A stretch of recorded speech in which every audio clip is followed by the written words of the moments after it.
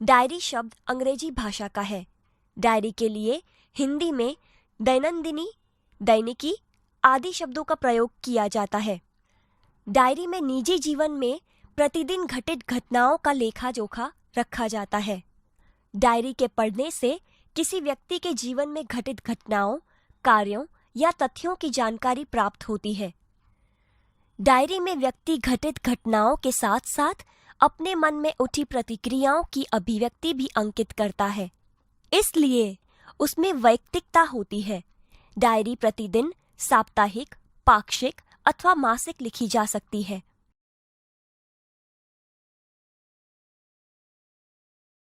Diary लेखन की विशेषताएं। डायरी लेखन में निम्नलिखित गुण होने आवश्यक हैं। क. डायरी लेखन में क्रमबद्धता हो। ख. इसमें लिखा गया विवरण संक्षिप्त, सारगर्भित तथा वास्तविक हो। ग. डायरी लेखन में स्थान, तिथि, घटना या तथ्य का स्पष्ट रूप से उल्लेख होना आवश्यक है। घ. डायरी लेखन करते समय आलोचना, टीका टिप्पणी, बनावटीपन, काल्पनिकता, चित्रात्मकता, अनावश्यक विस्तार से बचना चाहिए। डायरी लेखन के लाभ। क. इससे जीवन में घटी घटनाओं की जानकारी प्राप्त होती है। ख. डायरी में तथ्यों का उल्लेख रहता है, इसी कारण व्यक्ति दिन भर जो अच्छे बुरे काम करता है उसका उल्लेख भी रहता है। इससे शनेह शनेह बुराइयों से बचा जा सकता है। ग. डायरी ही ऐसा दस्तावेज है जिसे पढ़कर किसी व्यक्ति के जीवन के पिछले अनुभवों तथा घटनाओं की जानकारी उसी व्यक्ति के शब्दों में प्राप्त की जा सकती है।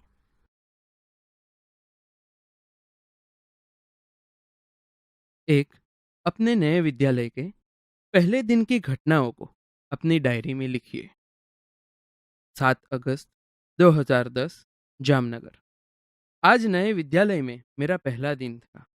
मन में विभिन्न प्रकार के विचारों की उथल-पुथल चल रही थी तथा अनेक अनजानी आशंकाएं अनायास ही मुझे डरा रही थी। 9 बजे पिताजी के साथ अपने नए विद्यालय आदर्श मंदिर में पहुंचा। प्रधानाचार्य कक्ष में जाने पर उन्होंने मुझे कुछ प्रश्न किए, जिनके उत्तर मैंने दे दिए। मेरे उत्तरों से वे संतुष्ट नजर आए। उन्होंने मुझे प्रवेश के लिए निर्धारित फॉर्म दे दिया। मन को राहत मिली।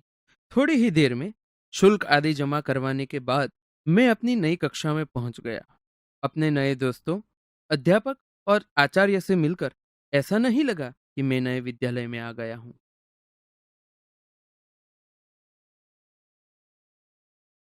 2. वार्षिक परीक्षा के एक दिन पूर्व के अनुभव को अपनी डायरी में लिखिए। 5 अप्रैल 2012, राजकोट। कल वार्षिक परीक्षा का पहला दिन है। रात्रि के 1 बज गए हैं, परंतु नींद नहीं आ रही। कल विज्ञान और टेक्नोलॉजी विषय की परीक्षा है।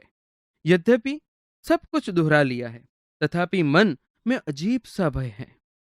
अचानक पिताजी मेरे कमरे में आए। मुझे जगा हुआ देखकर ढाढ़स बंधाया और बिस्तर पर लेट जाने को कहा। बत्ती बंद कर दी।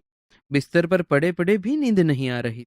पिताजी के चले जाने पर टेबल लैंप जलाया और पुस्तक के पन्ने पुनः पलटने लगा। थोड़ी ही देर में थककर बिस्तर पर पुनः लेट गया और न जाने नींद कब आ गई।